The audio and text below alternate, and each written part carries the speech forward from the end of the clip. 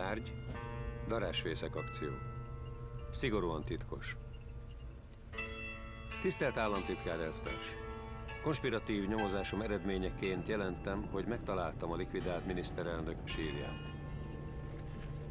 Nagy Imre és társai holttestét egy szigorúan titkos, operatív eljárás során az éjleple alatt átszállították az új köztemetőbe. Különleges állami titokként kezelve fedőnéven temették el őket. A sírhelyek körülbelül 3 kilométerre vannak a főbejárattól. A területet magas fű és bozót borítja.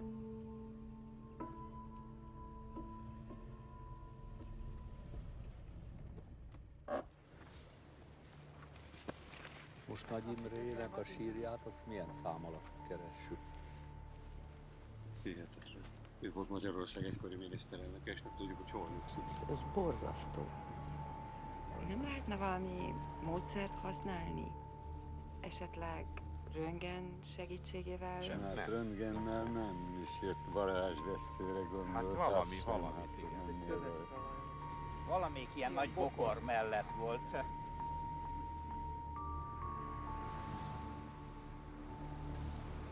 Sind Sie bereit, Genossin Kelm? Anschrift? An alle ersten Sekretäre. Liebe Genossen, Fragen aus der Partei und Bevölkerung veranlassen uns, euch auf diesem Wege über die ernsten Gefahren. Itt van sárga jel, itt van. Itt van. Nein, schreiben Sie außerordentlich. Außerordentlich ernsten Gefahren. Für die Bewahrung der sozialistischen Gesellschaft in Ungarn zu unterrichten. Man müsse sich einen langen politischen Kampf um die Macht einstellen. Die eingeleiteten Aktionen zur Rehabilitierung von Imre Nagy. Wie bitte? Das ist I-M-R-E-N-A-G-Y.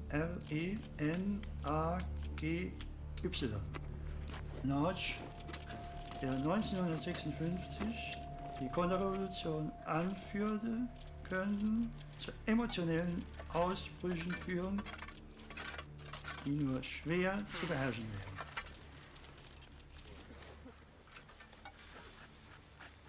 Arcát lefelé. Ez kész. Szóval nem bertelen. Így jár, aki újat húz a ruszkikkal. Der Generalsekretär in Ungarn schätzt ein, dass die Volksrepublik vor einem Chaos stehe. Liebe Genossen. Chaos? Jawohl, Genossin. Chaos. Vor einem Chaos stehe.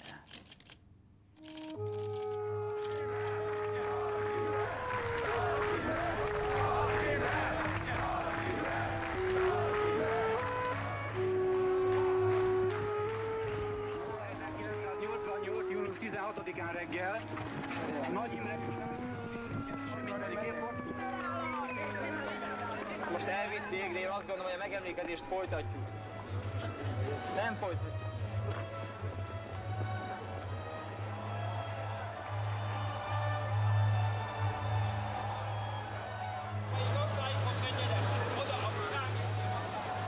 Wo sind wir denn? Wo leben wir denn? Jahrzehnt zu Jahrzehnt beweisen, dass der Sozialismus siegreich ist und dass ihm, nur ihm, die Zukunft gehört. In 4 Jahrzehnten wird sich bestätigen, dass die Existenz der sozialistisch-deutschen Republik ein Glück für unser Volk und für die Völker war.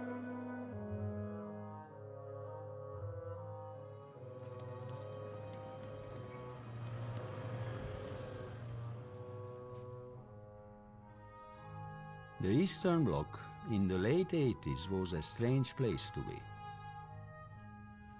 For 40 years, we had been pretending that we were creating paradise on Earth. But now, slowly, the truth was coming to the surface.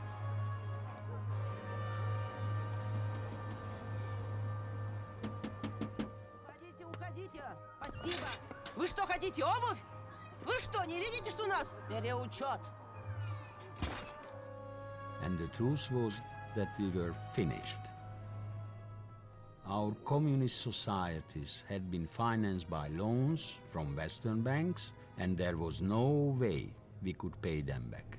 We were simply broke. In my country, Hungary, the party had no idea what to do. Somebody had to clear up the mess, but who? Néméth Miklós elvtársat a minisztertanács elnökévé megválasztotta.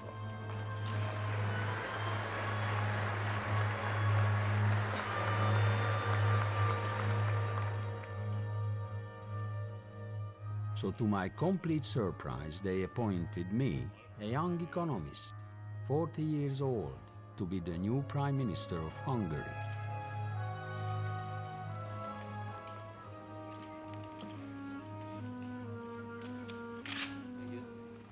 Még nem.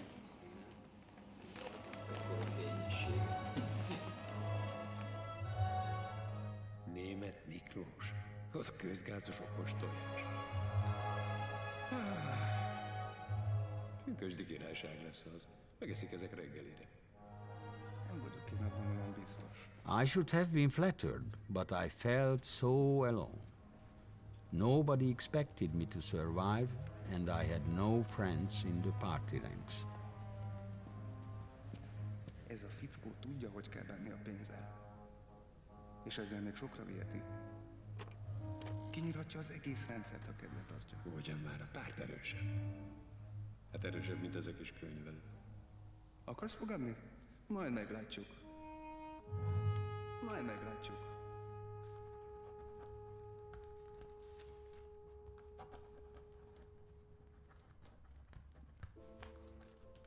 It was well known that the system is a dead end.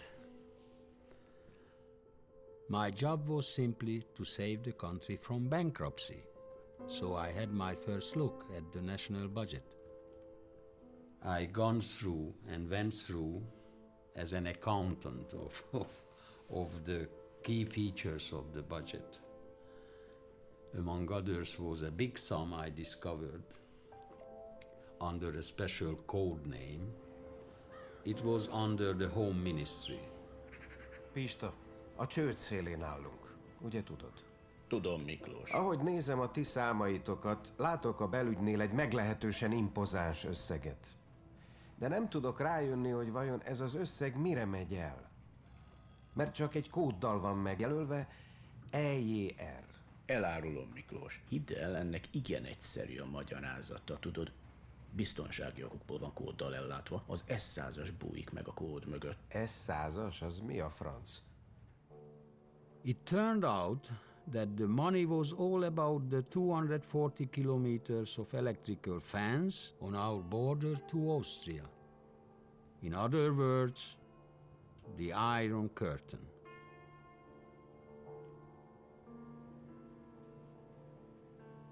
It was designed to detect any perpetrator well before he could cross the borderline.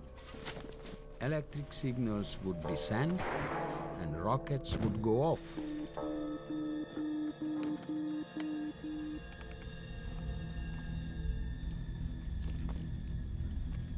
It was the pride of the border troops, but now it was failing. Sajnos nagyon előregettek az alkatrészei, úgyhogy sürgős felújítást igényel.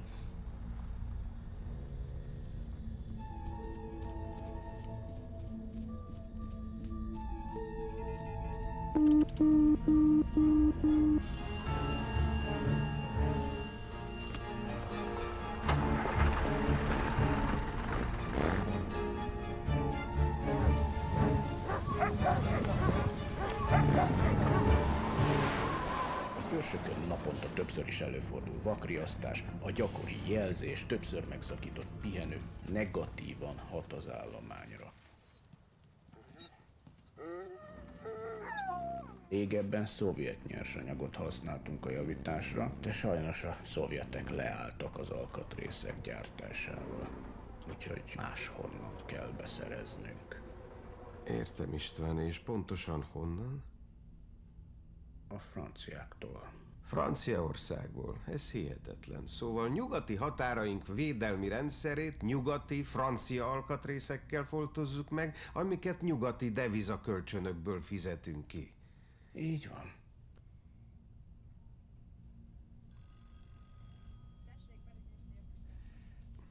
De ez nonsens, nem? De igen. Ahogy mondod. If we import the technology from the West, you have to pay it in hard currency. The hard currency was not enough in the Hungarian coffers, so you have to ask for a loan somewhere. So this was really a crazy situation. So I raised that item from my budget.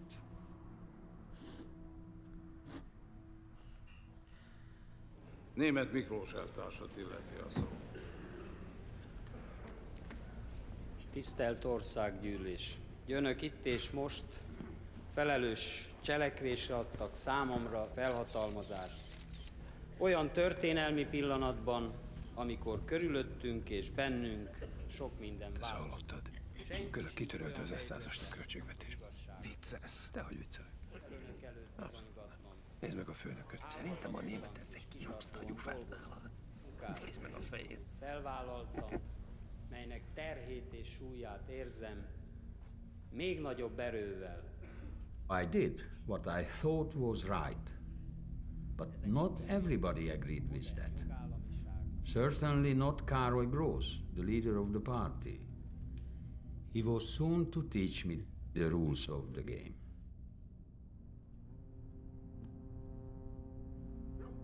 Roughly a week before Christmas, the then-time Minister for Defense called me up and said to me that you should come to see me because there are certain documents you should see and sign. And he escorted me into the lift. And interestingly, the lift, when it was not moving upward, but downward.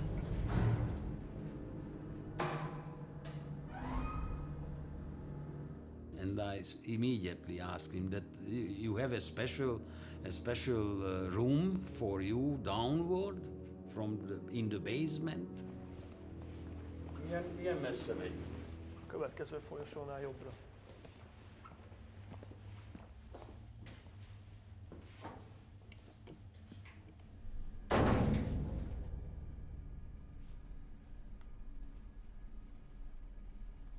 Just maps everywhere.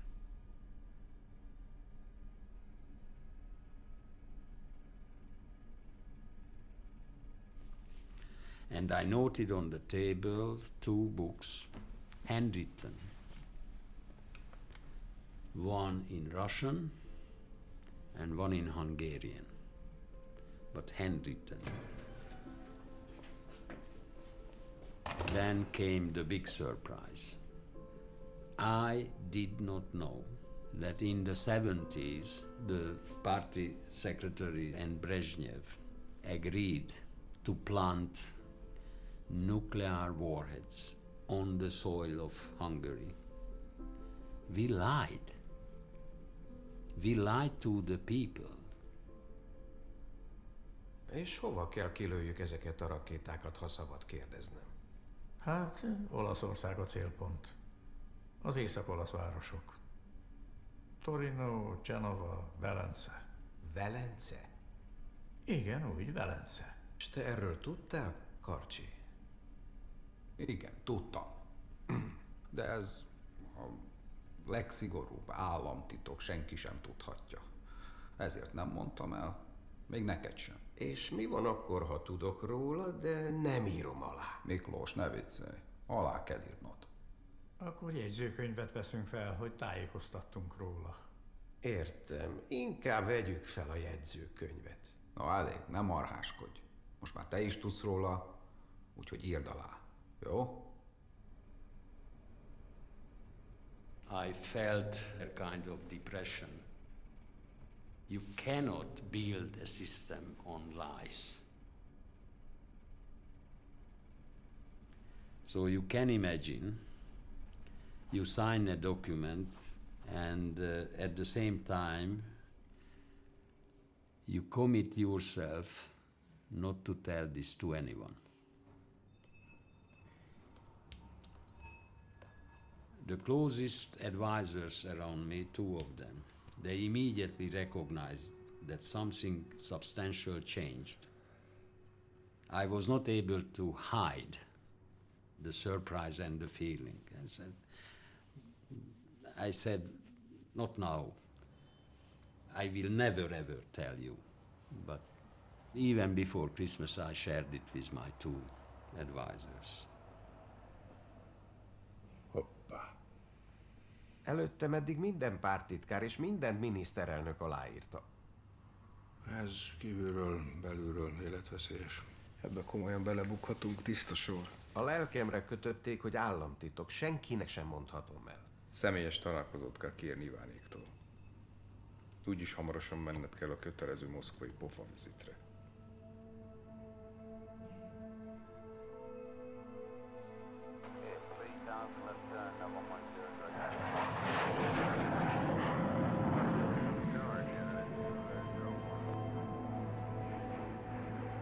So here I was on my way to Moscow, meeting the Soviets, who were the real rulers of my country for more than 40 years. I felt a little pain in my stomach.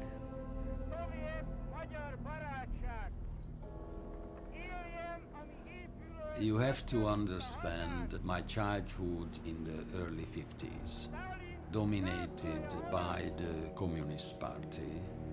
Hardliner Bolsheviks ruled the country. I was roughly 8-9 years old, and my grandpa had a radio in the village. I'm talking about 1956, late October, November. An uprising of the people against the tyranny, against the communist rule. It was a revolution, and now the Russians were coming to crush it.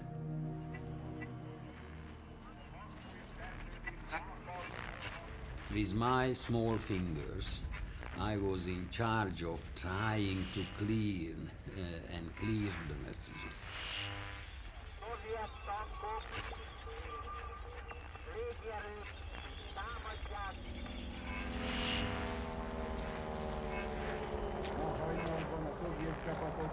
Támadást indítottak fővárosunk ellen, hogy megdöntsék a törvényes magyar demokratikus kormányt.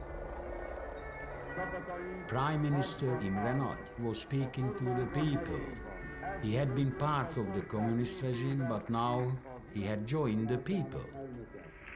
He had made the Russians promise that they would leave Hungary. But the Soviet Union cheated him, betrayed him, and came back with the tanks.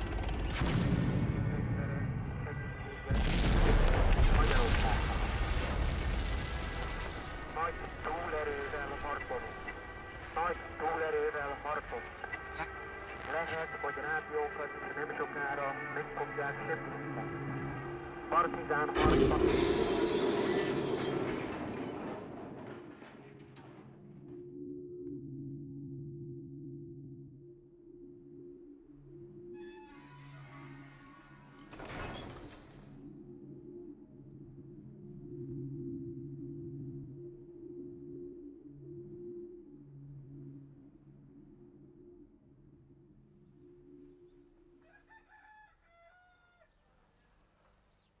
So this is it.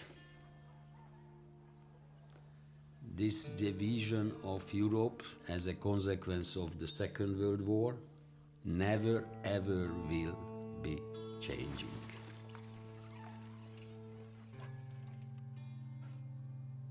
This is our way of life. We have to live and we have to accept the rulers. They killed nearly 300 people, among others Imre Nagy, the then-time prime minister, was hanged and killed.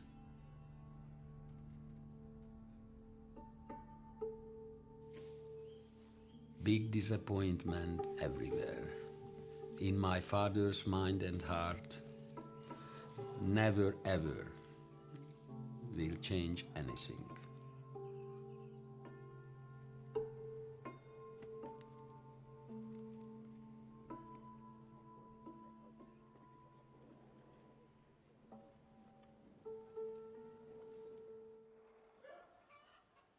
But I was thinking to myself, is this a life for me?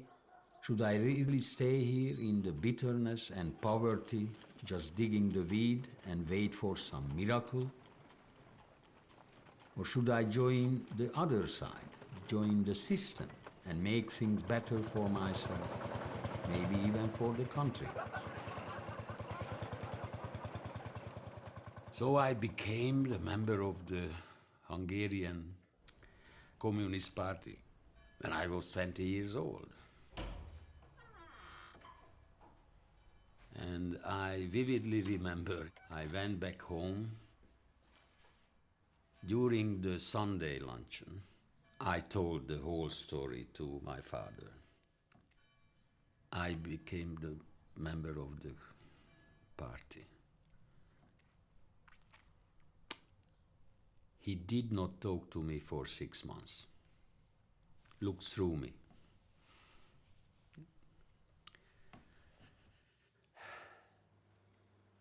Jézus, és itt a Júdás. Majdnem én is az lettem. Later on, when I took oath, my father was saying to me in a letter,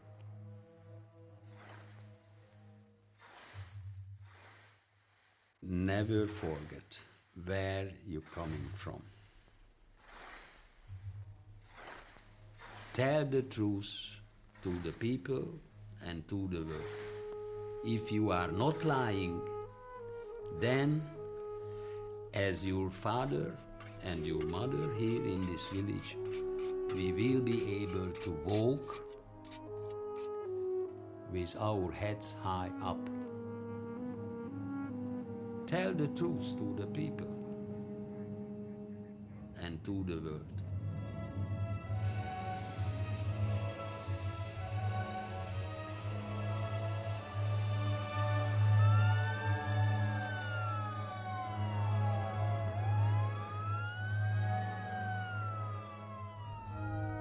We knew from the past of the Soviet Union that for the Russians, the least valuable item is the people.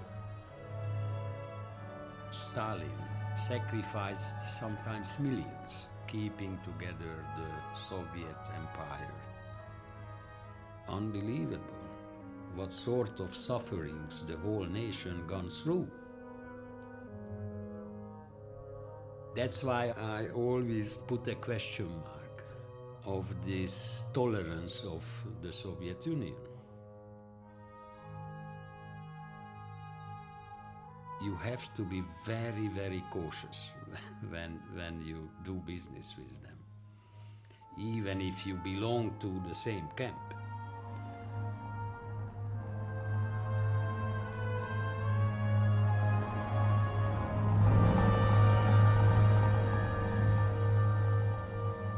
I was nervous, very nervous.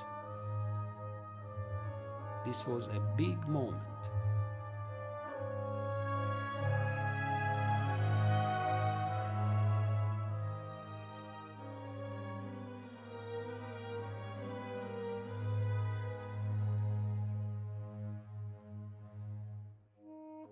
But Gorbachev was different. Gorbachev was the first boss from Moscow who just showed his hand and we shook hands, and that was all. not a hug, let alone a big kiss. So these are minor things, showing a lot on the personality. And step by step, it became a very lively discussion. Мы с большим интересом следим за событиями в Венгрии и ценим ваши результаты. Köszönjük. Próbálkozunk. Однако, мы согласны не со всеми решениями. Иногда вы слишком быстро действуете. Я лично не верю в ваши планы для многопартийной системы. Вы должны быть осторожны. Мы не можем допустить, чтобы реакционные силы активизировались.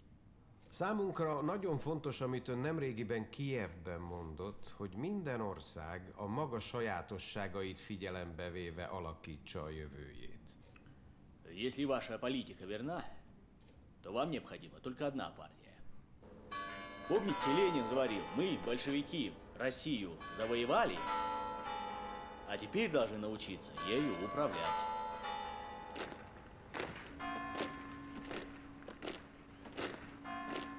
Gorbachev had the idea that somehow communism could survive in the new times. I felt I had to tell him my honest opinion. Mihály Szergejevics, valamit tudnia kell. Nálunk Magyarországon előbb-utóbb szabad választások lesznek. És azt nem a mi pártunk fogja megnyerni. És nagyon valószínű, hogy az új kormány nem az ön oldalán fog állni. Nem. Mit fog akkor csinálni a Magyar Népköztársaság területén állomásozó 80 000 szovjet katonával és az atomrakétákkal? Hogy fog cselekedni?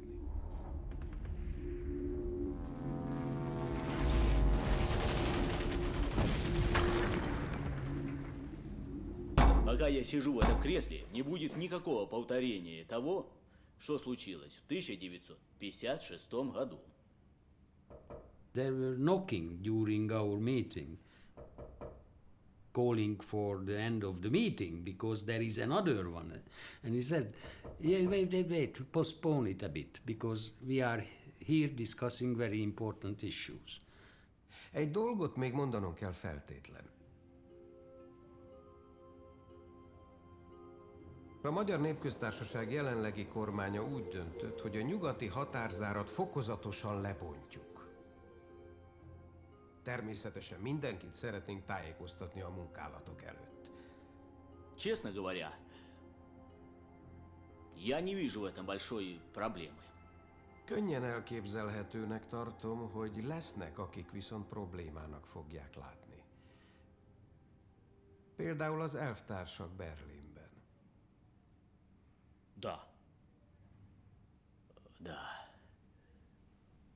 Не знаю.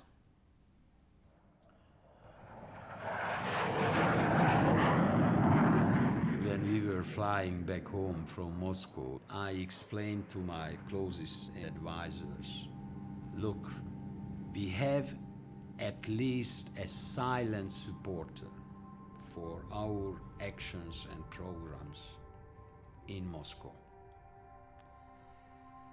But rest assured, in Prague, Bucharest, and especially in Berlin, we have bigger and louder enemies. Und so begrüßen die Berliner in diesem Augenblick den Generalsekretär des Zentralkomitees der SED und Vorsitzenden des Staatsrates der Deutschen Demokratischen Republik, Erich Honecker.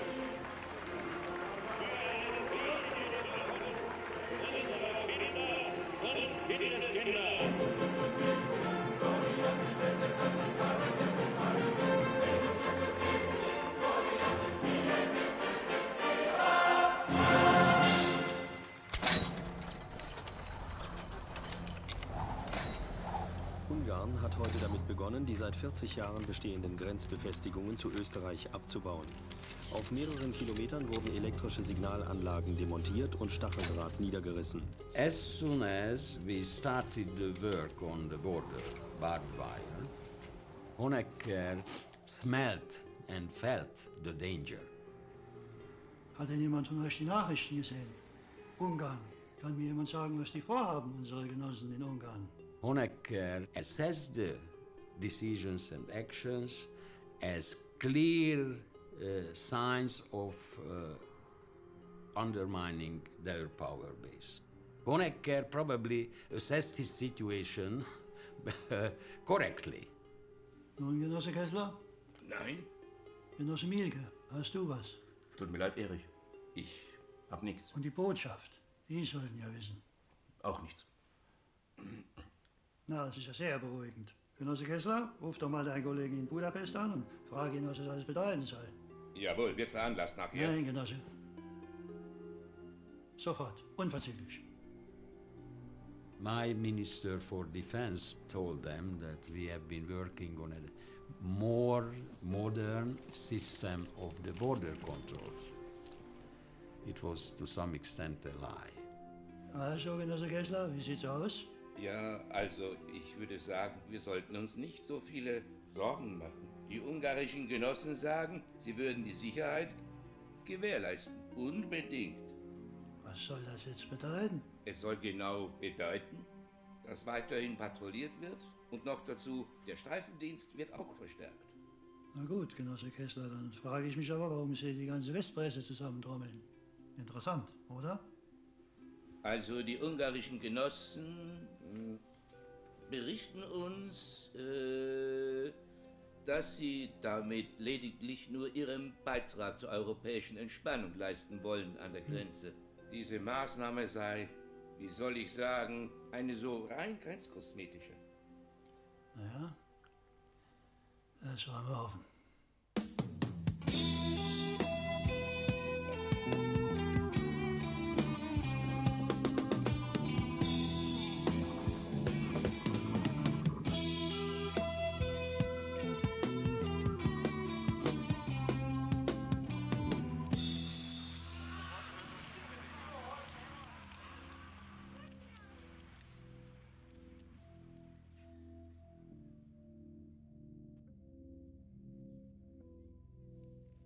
Als ich wie ein Vogel war, der am Abend sang, riefen alle Leute nur Sonnenuntergang.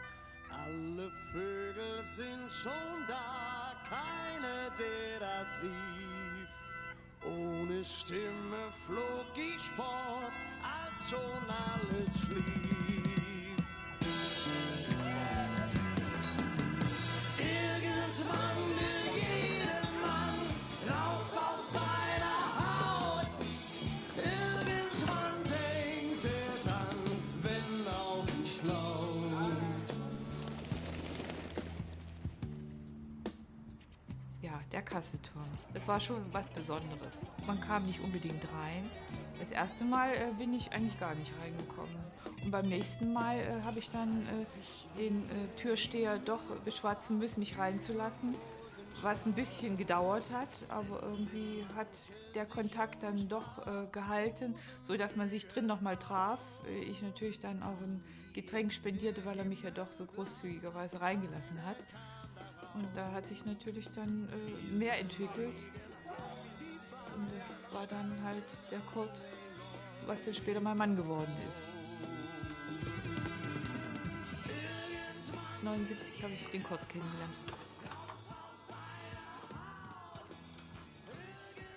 '83 kam Johannes zur Welt. Ja, 10 Jahre haben wir uns gekannt. Es war ein sehr lebhafter Mensch. Sehr kontaktfreudig. Also wenn er sich nicht um sein Studium kümmerte, kümmerte er sich um den Rallye-Sport, besaß ein Trabi, der dann auch umgebaut wurde als Rennfahrzeug. Das hat ihm auch Spaß gemacht. Und ich könnte mir vorstellen, dass das schon Ausleben des Frustes gewesen ist, was man ja sonst nicht konnte. Irgendwann will jeder Mann raus aus seiner Haut.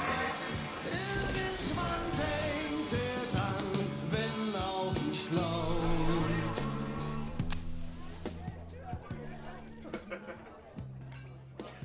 Wir waren viel mit unseren Freunden unterwegs. Man hat sich regelmäßig, eigentlich fast jedes Wochenende irgendwo getroffen.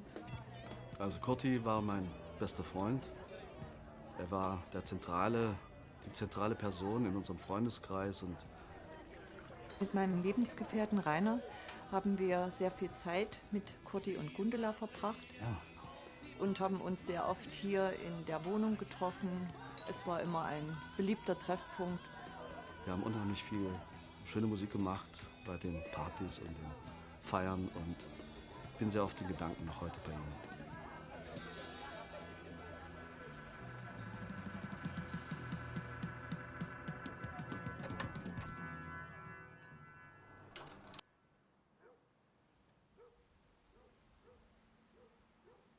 In diesem Kreis sprach man dann auch schon über politische Sachen.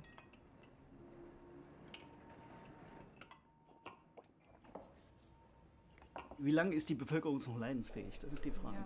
Hier gibt jemand eine Linie vor und du musst dich an diese Linie halten. Das kann doch nicht sein. Ich glaube nicht, dass die da oben sich die Macht einfach so aus der Hand nehmen lassen. Man weiß es ja nicht, ob es so weit kommen könnte oder nicht. Ja. Die sitzen viel zu fest im Sattel und die werden das mit aller Gewalt verteidigen.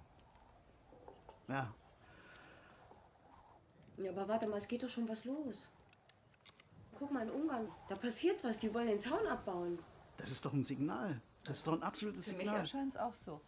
Ich bin mir nicht im Klaren, ob das ja so eine Art Schau ist. Ja, genau. Wir wissen nicht, wo es hingeht.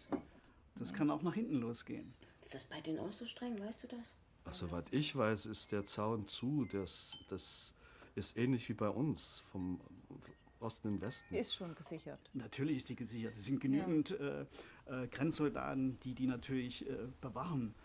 Ich meine, bei uns gibt es Minen. Gibt es bei denen Minen? Rechnen muss man damit, sicherlich. Aber bestimmt nicht in dem Ausmaße wie hier. Aber gibt es einen Schießbefehl in Ungarn? Tja, es darf eigentlich nicht mehr geschossen werden. Eigentlich. Ja. Aber es ist immer noch ein Land in dem kommunistischen Lager. Das ist genau der Punkt. Und da wird es solche Leute gehen, die diesen Zustand weiterhin aufrechterhalten wollen. Ja, sicher. Es prickelt und keiner weiß, wo es hinführt.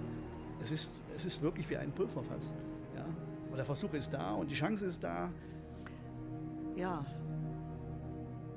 Da gibt es ja diesen neuen Ministerpräsident, Miklós Neméth. Also ich denke, das könnte eine Chance für dieses alte, orthodoxe kommunistische System zu durchbrechen. Man kann ihm das nur wünschen, wenn es so ist, dass er das schafft. Richtig.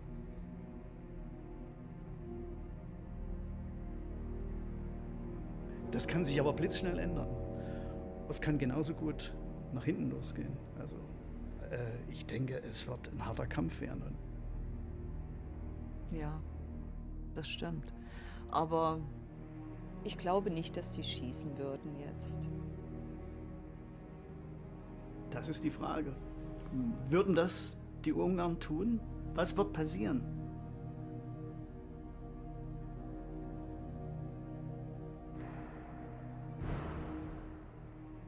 By this time, the party boss and I had gone completely separate ways. We hardly talked to each other, and he was not pleased with what I had done to the border. Why you want to act against our friends in East Berlin? That was his question. Why? I don't see why you siding Hungary and the country with the West Germans.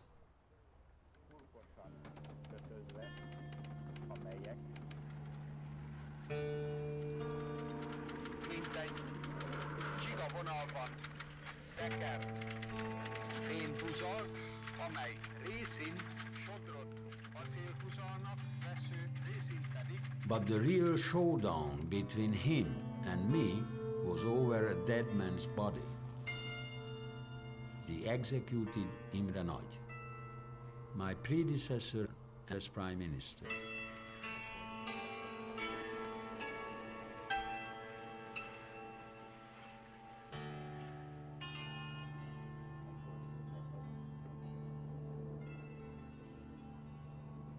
By that time, there was an official request from the family of Imre Nagy and representatives of the civic society to rebury the victims of 56.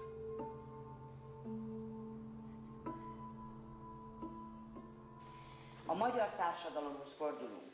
Követelje velünk együtt a kivégzettek méltó eltemetését és egy nemzeti emlékmű felállítását, mely megörökíti a sztálinista önkény, a vele szemben vívott szabadságharc és a megtorlás áldozatainak emlékét.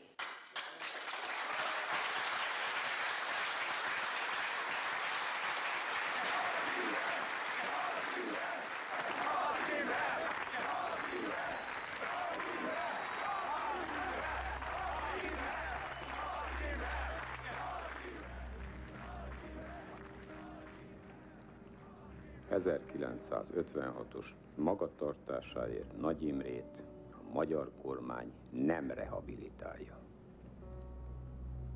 Nem szeretnék egy percig se senkiben kétséget hagyni álláspontunkat illetően.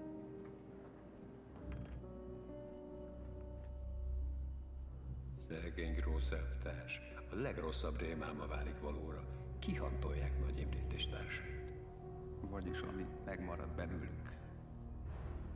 Mit arrébb, vagy ezt elrébb, mindegy. Úgy, még egy kicsit, még, igen. Ezek a veteránok teljesen be vannak zsongva. Feltartóztathatatlanok. Na ja, kiszabadult a szellem a palackból. Az ki, az bizony ki. Itt tulajdonképpen még a laikus számára is megdöbbentő egyezés figyelhető meg. Légy szíves, mindjárt. Ide figyeljetek, ezt a Grósz nem engedheti meg. Akkor neki annyi. Nem hiszem. Nem tudod, hogy Grósz a másik oldalon volt? Mit akarsz ezzel mondani? 56-ban a ruszkik oldalán harcolt. Azt beszélik, munkásőr volt. Vagy pufajkás. A lényeg, hogy öldöste a felkelőket. Ezért van úgy beszarva szegény ördög. Most lesz csak igazán szüksége a régi cimborára. Kikre? A kékingesekre, a munkásőrökre. A párthadsereg az ő hadserege. Azok nem fogják cserben hagyni. Azoknak van kalasnyikovuk, hogy megvédjék. Bizony, kalasnyikov, meg tankjaik is. És másról sem álmodnak, mint hogy végre bevethessék őket. Most néhány nap múlva majd ismét egy próbatételre kerül sor. Nagy Imre halálának 30. évfordulója alkalmából. Nem nézhetjük tétlenül mamelukok módjára ellenségeink összerendeződését, erőgyűjtését. A vezetés vállalja a konfliktusokat és a konfrontációt, ha eljött az ideje. He felt isolated. That probably pushed him even to play even darker and dirtier cards. That's why the representatives of the different civic organizations came to see me and asking for my help. Azt hallottam, a német Miklós titokban találkozik a Nagy Imrés bandával. Jó, mi? Jó, benyel az ellenségnek, csak hogy mentse a párt írháját. Nem a pártét, a sajátját, azt hiszem Nagy Imre leszarja a pártot. Nem jó? Jó napot.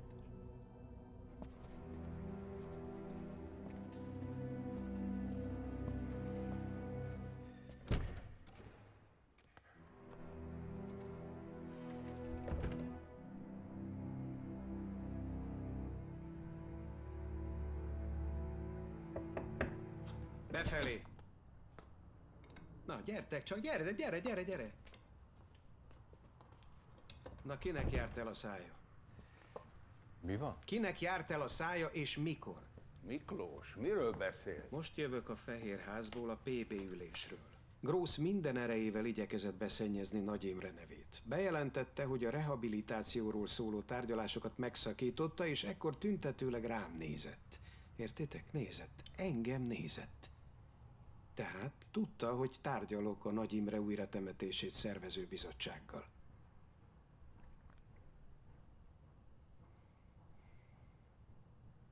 Na ki vele? Melyik őtök köpött be engem, mi?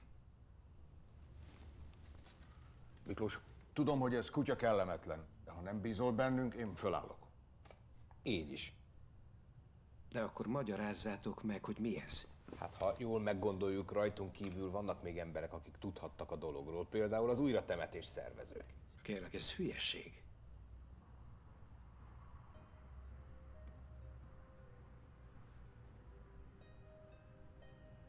Az elhárításnál. Mi?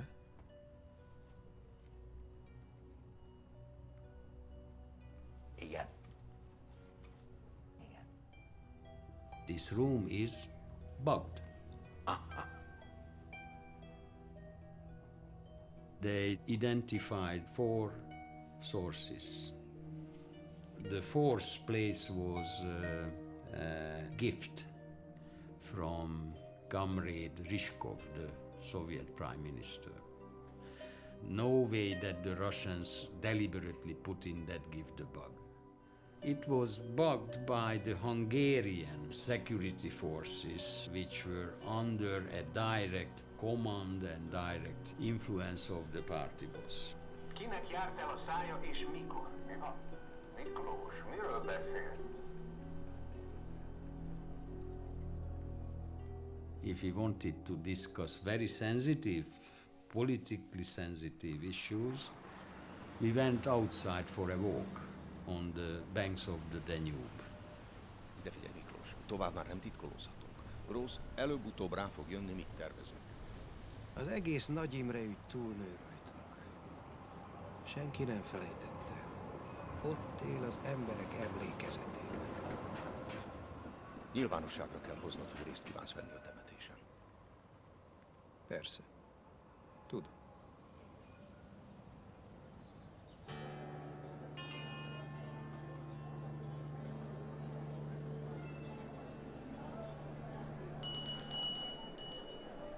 Németh elvtárs, tájékoztatna bennünket a kormány pozíciójáról Nagy Imre és az 56-osok újratemetése ügyében? Igen, illene beavatni a KB-t abba, hogy a kormány mit tervez. Természetesen. Tájékoztatom önöket, hogy a kormány részt kíván venni Nagy Imre és társai újratemetésén. Ma most boldog vagy? Boldog vagy? Jó temetést kívánok. Csak arra vigyázz, nehogy a tiéd legyen a következő koporsó. He was threatening me. It was a quite clear threatening on his side that might be a killing, might be a yes, it happens. It happens. It happens.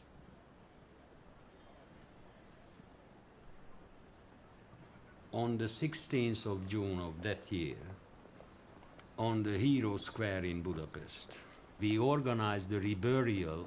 We set up a stage for 5 coffins for the heroes of the 56 revolution. More than 150, 200,000 people crowded in the square. And we paid tribute. The security person, he put a special jacket under my shirt. And he told me to make sure my head is always moving, very slowly. If you move your head and the body permanently, there is no way even a professional will find your head. It was quite a nervous day.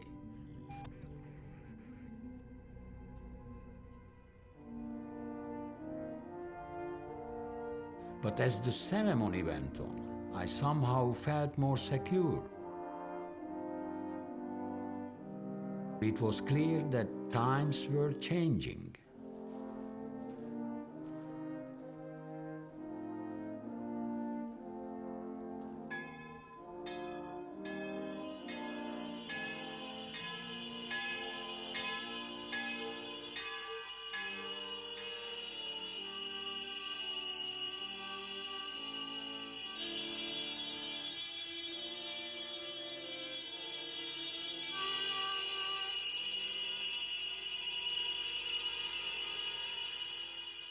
Ezzel Grossnak lőttek. Igen, ez kész. Grossnak annyi. Miklós egy mázlista. De hátra van még a fekete leves. A következő meccs az kemény lesz. Tudod, mire készül? A varsói szerződésre gondolsz? A csúcsra Bukarestben? Biza.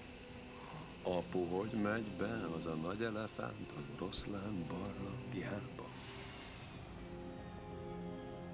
89 July. We have the Warsaw Pact gathering and meeting in Bucharest.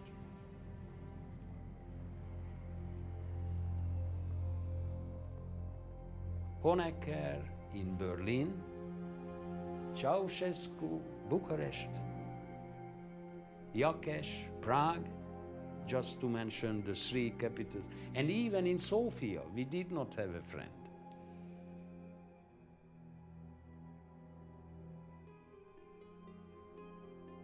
Ceausescu, the Romanian dictator, proposed to discuss the developments and events in two countries, namely in Poland and in Hungary, which are undermining the proletarian internationalism of our brotherhood. The Bulgarians, the Czechoslovak delegation, and the East Germans supported the proposal because this is a type of disease. Even some of them use this word, disease. They quite clearly suggested to Gorbachev that use the weapons, please, against these two countries. They were fighting for their real life. I was sitting like this next to the Russian Soviet delegation, and Gorbachev was blinking with his eyes. Take it easy. Take it easy. That was the message by this blink. Without Gorbachev's support, there was nothing anybody could do to harm us.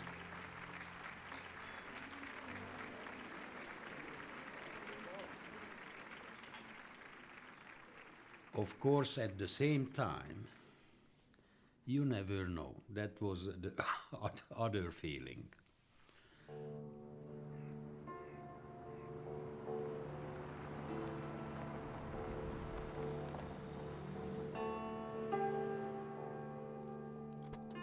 We had to check what is going on in Moscow. Check the stability of his chair. Gorbachev was criticized within the Politburo, the highest body for decision-making, for glasnost, for perestroika, for the kindness to Europe, for his weaknesses against the Americans. So the hardliners raised some issues. First, just one or two voices. Все нормально, я так и понял. И у меня сейчас все в порядке. Я вот пришел к выводу.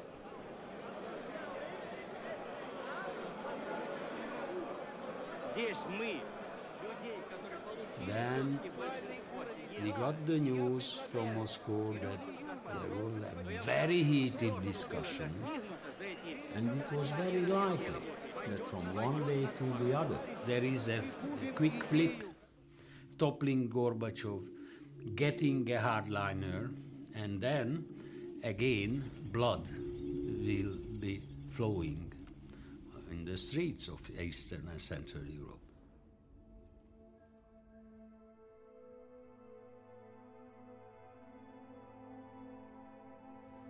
Die Sicherung der Grenze ist das souveräne Recht eines jeden Staates. Sie wird in 50 und auch in 100 Jahren noch bestehen bleiben in unserer Deutschen Demokratischen Republik.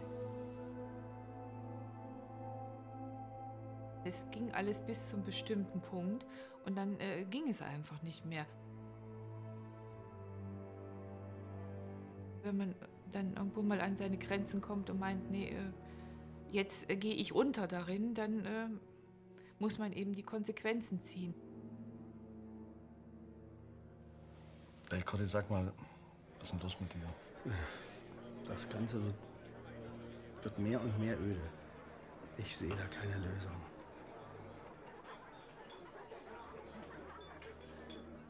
Manchmal denke ich, Ausreiseantrag, aber geht auch nicht. Nicht ohne... Ich weiß, wie sehr du an den beiden hängst. Wenn, dann müsst ihr das zusammen machen, aber ihr wolltet das nur anstellen. Ja, andere haben das ja auch geschafft. Ich weiß, Das solltest du mir nicht machen. reicht's, verstehst du? Mir reicht es einfach. Komm, mach mal nicht ganz so laut. Muss gehen.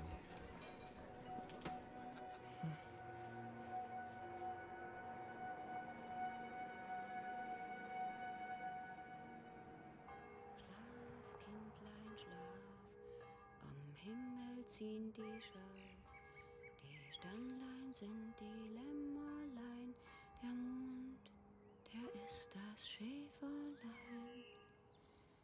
Schlaf, Kindlein, schlaf. So, und jetzt Licht aus, gute Nacht, schlaf schön. Wir haben dann immer gewartet, bis Johannes sicher geschlafen hat, weil man weiß ja nicht, wenn Kinder schnappen ja schon mal Sachen auf und erzählen das dann unbedacht weiter. Kannst du die Tür offen lassen? So? Noch ein bisschen. Das ist gut jetzt, Johannes. Gute Nacht. Also es musste nicht der eine den anderen überreden. Das war wirklich in uns beiden gewachsen. Schander ist doch unten, der wird uns schon helfen. Du meinst, der weiß Bescheid? Ne, das waren Gespräche unter uns. Dass wir zwei weg wollten, das war schon geheim. Das haben wir ja niemandem erzählt. Wirklich niemandem.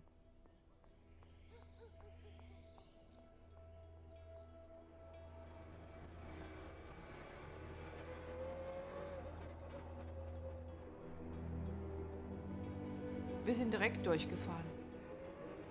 Wir sind abends wegen dem Schlafen des Kindes meistens abends gefahren.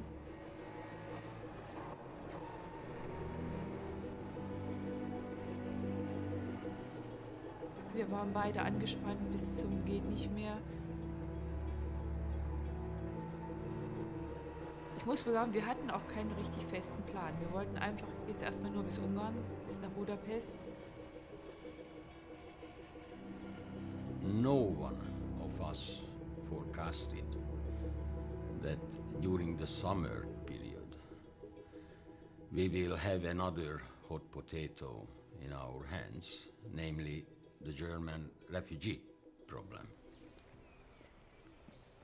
I got the first news that, interestingly, after the 2-3 weeks long holiday, some of the GDR citizens decided to stay.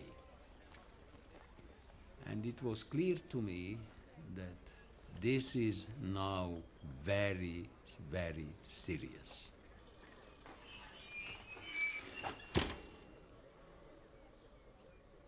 In Budapest, around the Lake Balaton, all the camping sites were fully packed, even along the road, without any facilities around them, of course. End of September and the cold weather arrives. We did not have facilities to provide. These people will die here, frozen, during the winter. So why didn't I just send them home?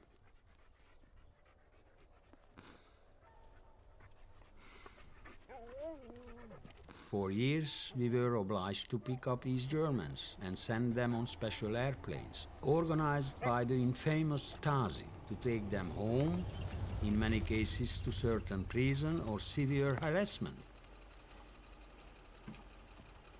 We couldn't keep doing that, certainly not with 100,000 people.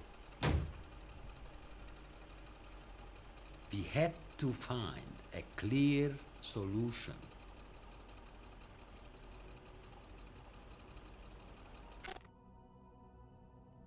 We could not keep them here, and we could not send them back. The only remaining option was the unthinkable one, to somehow send them to the West. But this was bound to provoke not only Honecker and his regime in East Germany, but also the hardliners in Moscow. So what to do? What to do? Miklós, ki tudsz jönni egy perccel a rakpartra? Nem igazán. Muszáj most? Igen, fontos. Szerintem nem fogod megbánni, ha jössz. Jó.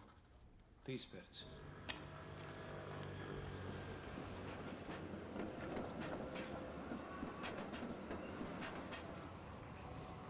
Tudod mi ez? Na mi? Talán valami térkép. És találd ki honnan van. Figyelj, nincs most erre idő. Csillebércen, az úttörő táborban, ahol az NDK-sok 1000 számra táboroznak, ott osztogatják. Nézd, itt van Budapesten. Ez meg a Sopronba vezető út. Aha. És nézd, a határt is rárajzolták. És mi van itt még? Na, a pán-európai piknik helyszíne. The Pan-European Picnic was an exceptional event where a group of local activists from East and West had got our special permission just for a few hours to meet on the actual borderline. Under strict supervision, they were allowed to celebrate the old bonds between Austria and Hungary with plenty of goulash and lots of wine. One part of the program was organized on the Hungarian side and the other part on but the gates were open. It was only allowed for the locals, but somehow the East German refugees got wind of this. They organized an escape, not for all, but at least for the bravest.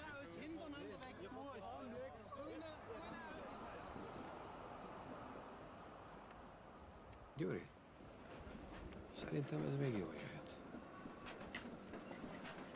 Nem bánnám, ha az NDK-sok közül lenne, aki él az alkalommal. És átszökik. Igen, átszökik. És mi nem avatkozunk közbe. Értem.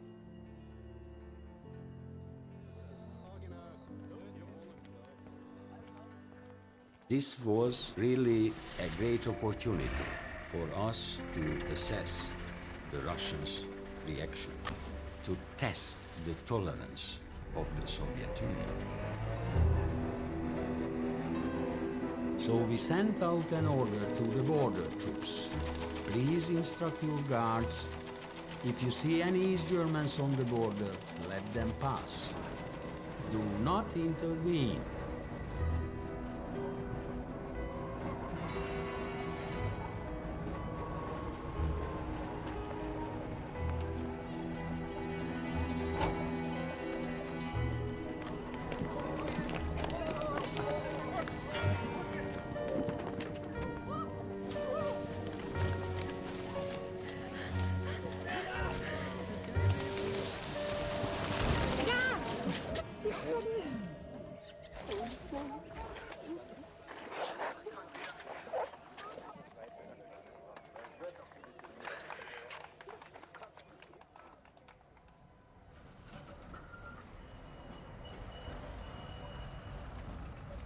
Wir sind da in Budapest angekommen.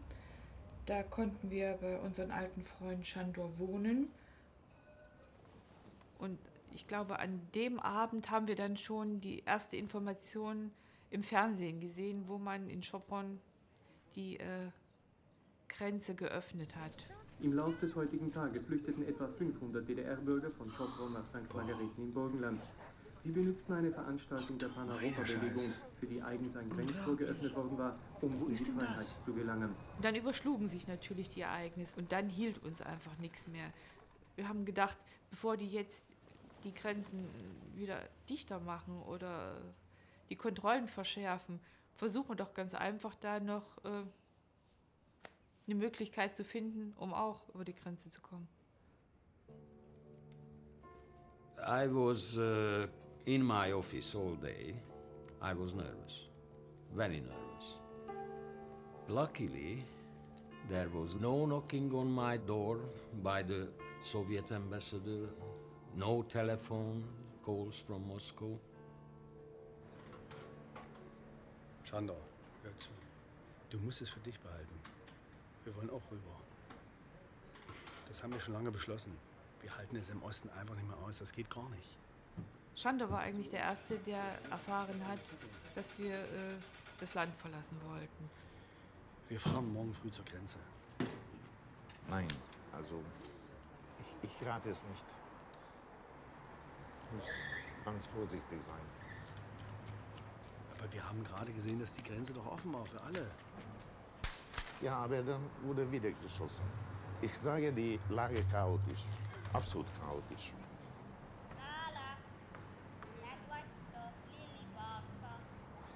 Also erst muss man Informationen sammeln, wo wird der Grenzübergang frei sein und dann fahren.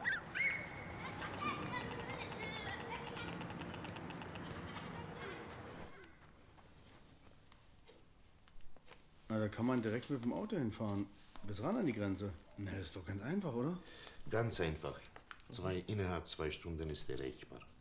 Aber durch Militär wird es kontrolliert, dieses Gebiet. Stark kontrolliert. Was denkst du? Würden die schießen? Nein, ich denke nicht. Aber es kann gefährlich sein, wenn das Militär bekommt Befehl. Aber so kenne ich doch die Ungarn gar nicht. Das sind doch freundliche Menschen. Jó emberek, de nem tudni, milyen parancs van. A határt azért védeni kell. Ja, also wenn Militär bekommt den Befehl von Budapest, schützen, also schließen die Grenze, dann werden sie es machen. Also dann muss man sich wohl hier irgendwo auf der Strecke etwas suchen, wo man sich am besten verstecken kann. Hierbei und? Weiß ich nicht. Man muss immer Glück haben.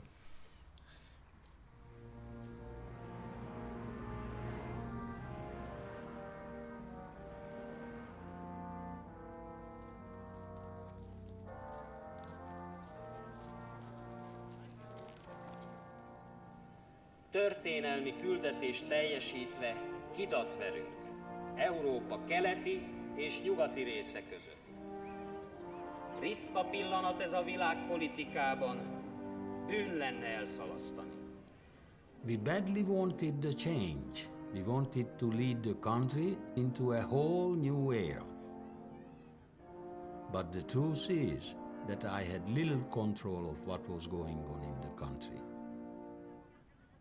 In key positions, generals or deputy ministers played their own cards.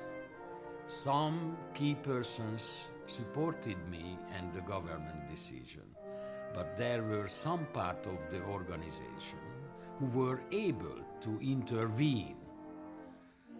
I don't know who instructed the paramilitary party organization to be part of the border control. For a couple of days, they, so to say, helped the official border guard in their exercises.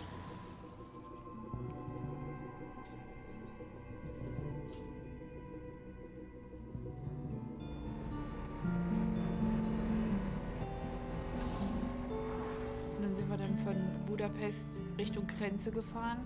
Wir hatten uns eingebildet, ja, wenn das einmal da so abgelaufen ist, dann passiert das bestimmt nochmal. Wie geht's um Hanne? Der hat hat immer noch Bauchkrämpfe. Wirklich? Was ist denn jetzt los? Ach, Scheiß. Mami, sind das Polizisten? Wie? Nee, sind das nicht Grenzpolizisten? Nee, das ist eine ganz normale Verkehrskontrolle. Bist du sicher? Alles ist in Ordnung. Quatsch, guck mal, die haben doch ganz andere Uniformen. Nein, Was machst du denn jetzt? Ich muss doch anhalten. Komm, wir fahren weiter. Spinnst du? Das hat er vielleicht gar nicht gemeint. Der hat doch so gewunken. Vielleicht sollten wir einfach Ich nur rede langsam mit fahren. denen. Lass mich mal, ich rede mit Gut, denen. wenn wir jetzt auf die Tube drücken, dann sind wir drüben. Ich rede mit denen, alles ist in Ordnung. Die haben natürlich dann scharf kontrolliert und alles, was da so mit deutschen Kennzeichen in der Grenznähe auf den Straßen unterwegs war. Dann hat man uns gefragt, was man hier will. Also wir sind schon erst, damit die sich zufrieden gegeben haben, Richtung Budapest gefahren. Aber bei der nächsten Kreuzung sind wir halt wieder umgedreht und sind wieder in den Ort gefahren, der da sehr grenznah war. Rudi, wollen wir nicht mal anhalten? Wir sind doch alle müde. Hier? Naja, hier irgendwo am Rand, oder?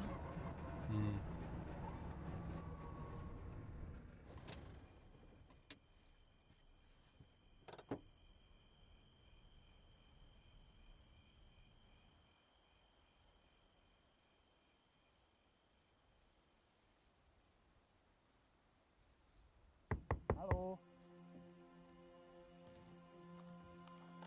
NDK-sok vagytok? NDK? Német? Ja, Deutsch. Niks hier blieben. Niks. Kommunist. A munkásőrök. Németek? Ezek németek? Wo fahren? Hova? Wir haben ganz einfach gefragt, ob es hier einen Feldweg zur Richtung Grenze gäbe. Und insofern kam man mit dem eben so ein bisschen ins Gespräch. Ki akarnak menni? Hazavisszük őket, jó? Haza. Mari, itt nem maradhatnak. Komme mit? Zu Hause. Na, komme. Gyerünk, itt nem lehet. Itt.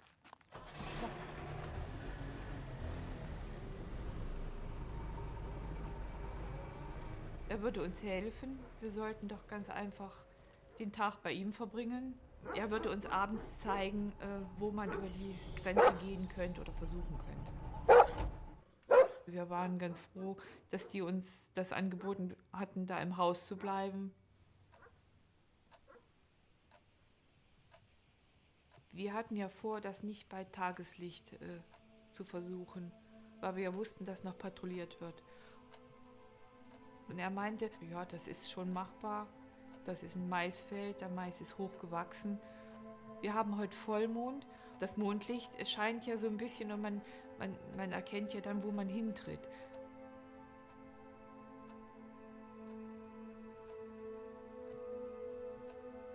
Ja, und dann haben wir natürlich einfach gewartet, bis es dunkel wurde. Es war ein sehr heißer Tag.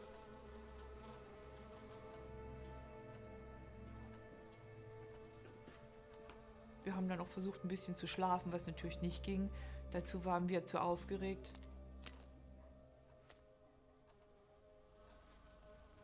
Szerintem ez túl veszélyes.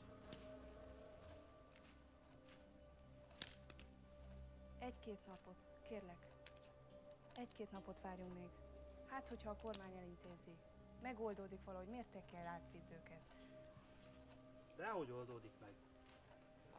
Rohadt ruszkik, 100 évig meg itt maradnak. Nem maradnak itt 100 évig. Ha én nem viszem át őket, akkor átviszi más. Hát vigye más. De ő nem tudja, hogy hol kell átmenni, vagy átmennek egyedül. Segítek nekik, és kész.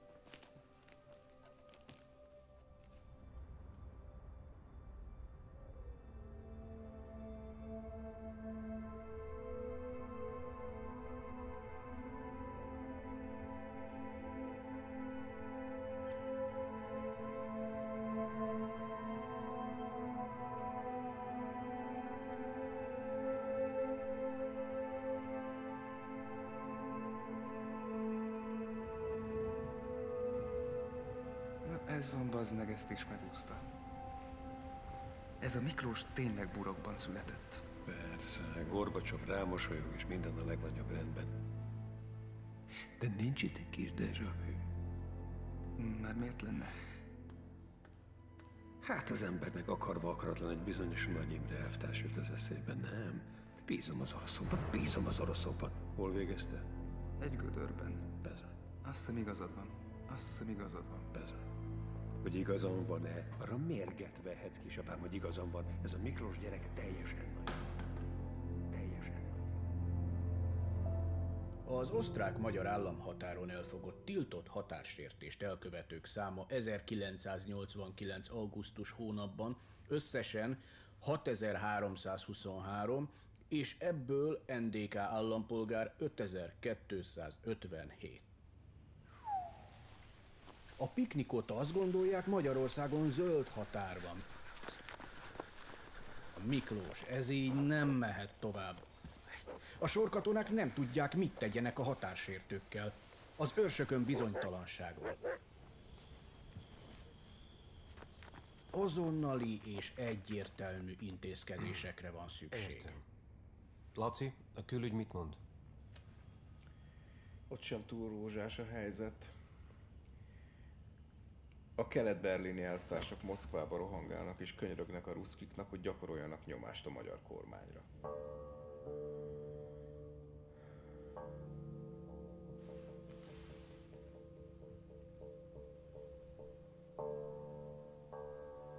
My problem was not just the East Germans themselves, but what was going on in the Kremlin. If they could put pressure on the Soviets, then the hardliners in Moscow would maybe get more aggressive. So I realized that my experiments on the border could easily provoke the downfall of Gorbachev.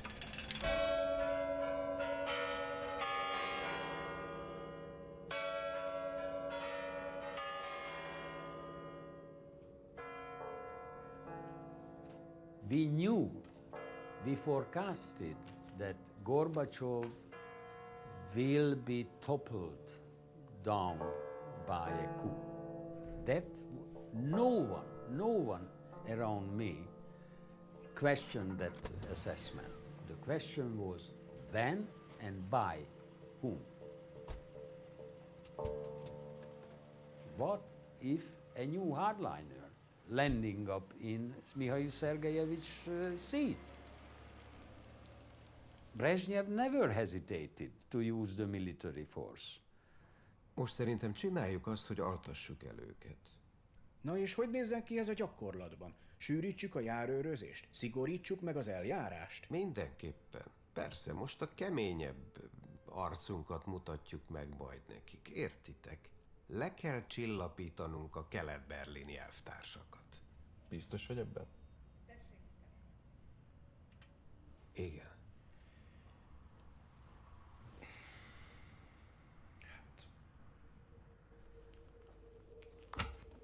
Erőt, egészséget, bajtársak! Erő, egészség, őrmester elvtárs. Erőt, egészséget, bajtársak! Erő, egészség, őrmester elvtárs. Ma kaptunk egy új parancsot. Különös figyelemmel kell lenniük a határsértőkre az elkövetkezendő napokban. Egyre többen várhatóak, és egyre ügyesebben fognak próbálkozni határsértéssel. Mindent tegyenek meg annak érdekében, hogy megakadályozzák a tiltott határátlépést. Hosszú éjszaka lesz, vigyenek magukkal élelmet. Parancs! We decided to get back to the rule books on the border control. But at the same time, we or I created a trap for myself. Na most megint azt akarják, hogy bekeményítsünk. Szerinted mi a szar van? Fogalmam sincs. Szerintem maguk se tudják odafenn, hogy mit akarnak. De hogy a faszba fogjuk meg őket, ha nem használhatunk fegyvert? Mit tudom én? Tök hülyeség az egész.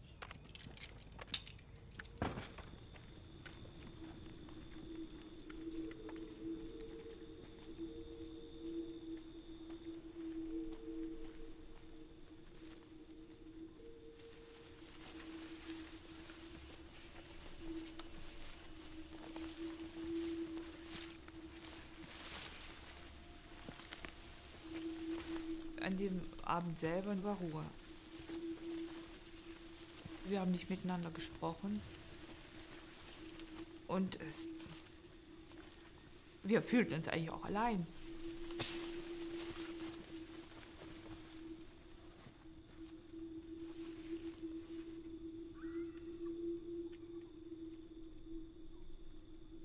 Ha látjátok a határőrt láttok, akkor ne veszekedjetek, mert akkor lőni fog, jó? Was sagt er jetzt? Keine Ahnung. Akkor inkább fussatok tovább egyenesen. Futás. Mert ha átértek, ott nem tud veletek mit csinálni.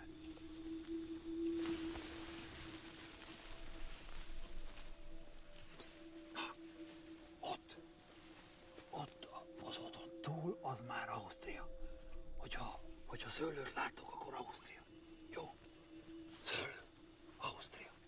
Söhle? Szőlő. Söhle, soll das heißen? Bohn, Wein. Ja. Dann sind wir in Österreich, Austria. Ausztria. Menjetek tovább, egyenesen. Ja. Auf Wiedersehen. Ja. Komm, weiter.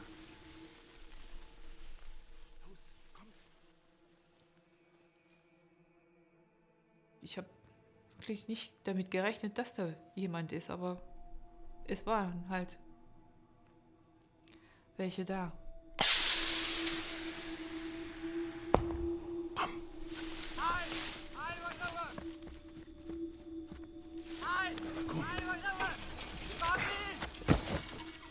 Lauf.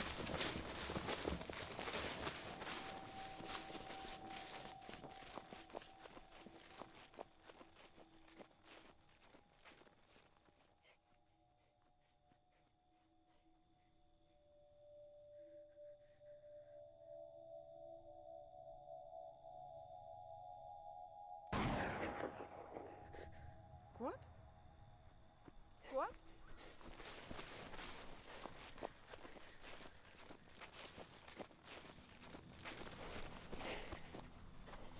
What? Álljon meg! Ott álljon meg!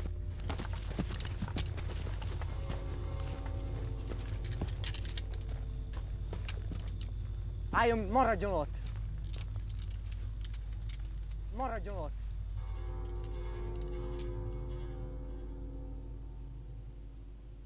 Az ismeretlen személy a nála lévő táskával a járőrparancsnokot fejbevágta és menekülni próbált. A dulakodás közben a korábban már kibiztosított fegyver elsült, és Schulz Kurt Werner, született 1953, weimári lakos, fejsérülést szenvedett, melynek következtében elhalálozott. Picsába. One of the advisors quite clearly told me that, look, this is a very risky business now. Miklós, tudod, hogy ez mit jelent? Ez azt jelenti, hogy minden következő kioltott emberélet a te lelkeden fog száradni. Tudod? Look,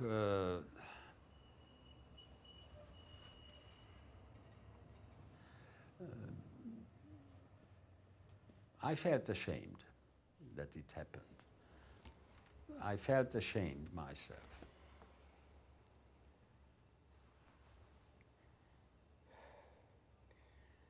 Jobb, ha kiengeded őket.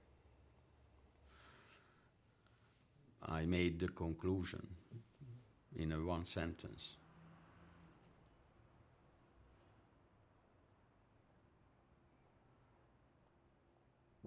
We are opening up.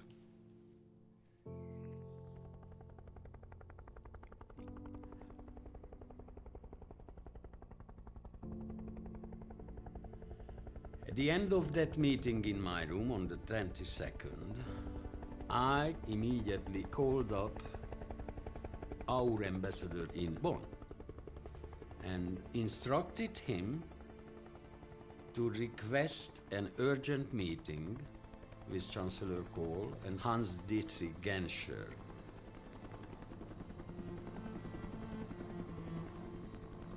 We flew secretly by helicopters to Gimnik.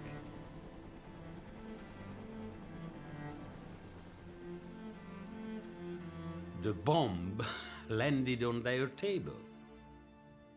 Kancellár úr, Budapesten fontos döntés született. A menekültek visszatoloncolása az NDK-ba szóba sem jöhet. Kinyitjuk a határt. Az a célunk, hogy szeptember közepéig minden keletnémet ki tudjon utazni az országból. Aber meinen Sie das jetzt wirklich, Herr Neméth? Így van. I will never forget his eyes. Cole, the big boy, was close to tears.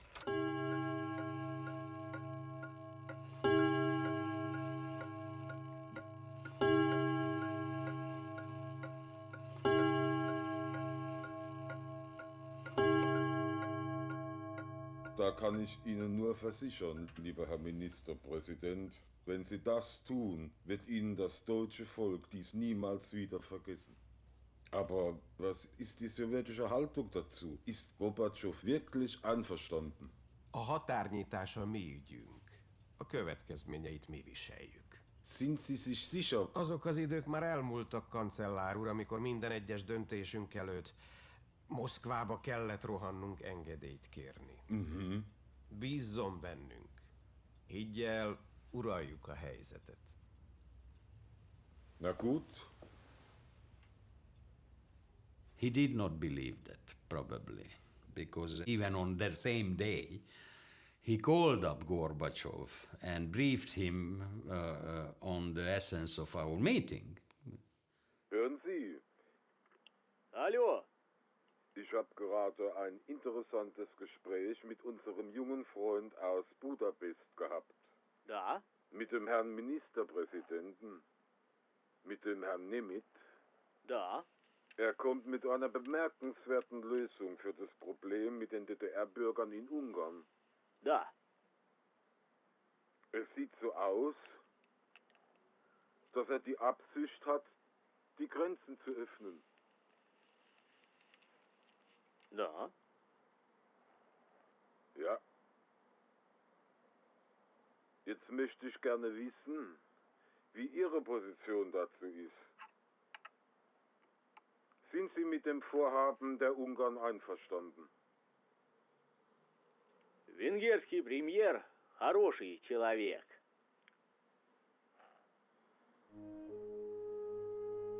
Спасибо. До свидания.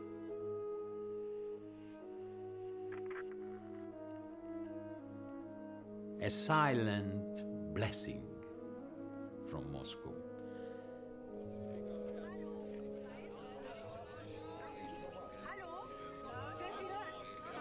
Der Außenminister von Ungarn, Herr Horn. Hát ennek lényege az, hogy az itt tartózkodó NDK állampolgárok saját NDK úti okmányon eltávozhatnak abba az országba, amely befogadja. Bürger der DDR können nicht in der DDR passieren, das Land verlassen.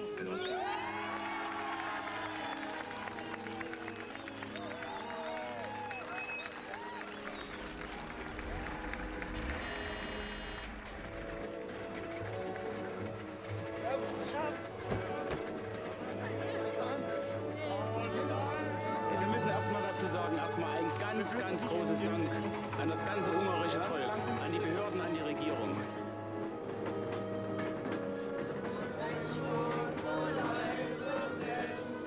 Da hat man natürlich einen Zug gefüllt mit den DDR-Flüchtlingen, die über die ganze Grenzlänge da den Weg nach Westen gefunden haben. Der Zug war voll. Ja, und das war natürlich, für die anderen war das auch eine schöne Situation. Ne? Die waren alle euphorisch und ich hing da so als Trauerkloß dazwischen. Das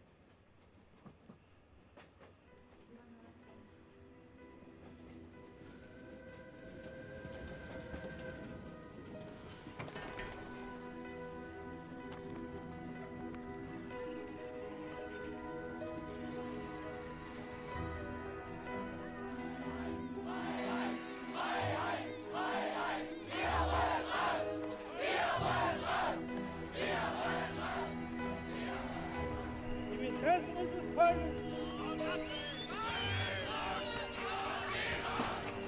Und der Sicherung des Friedens werden wir diese Macht jederzeit wirksam schützen.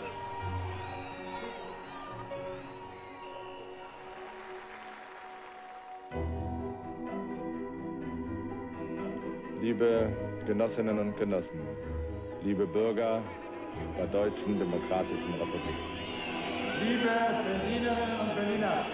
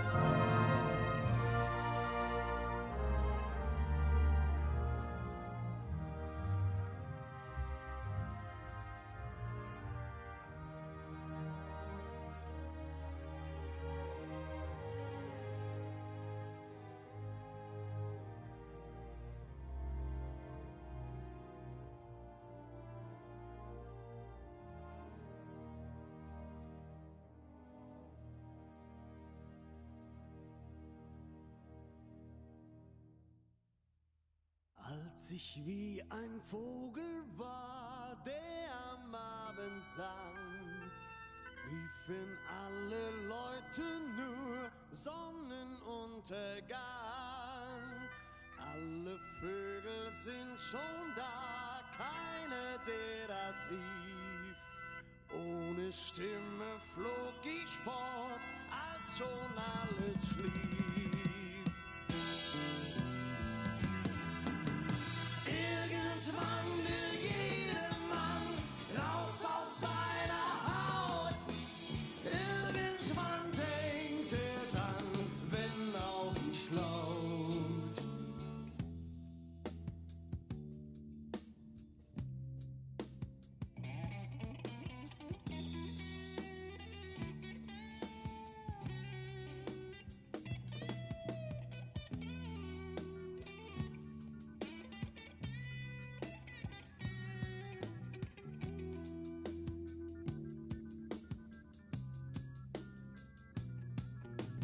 Als ich wie der Himmel war, überm Rosenstrauch, setzte manche sich und sprach: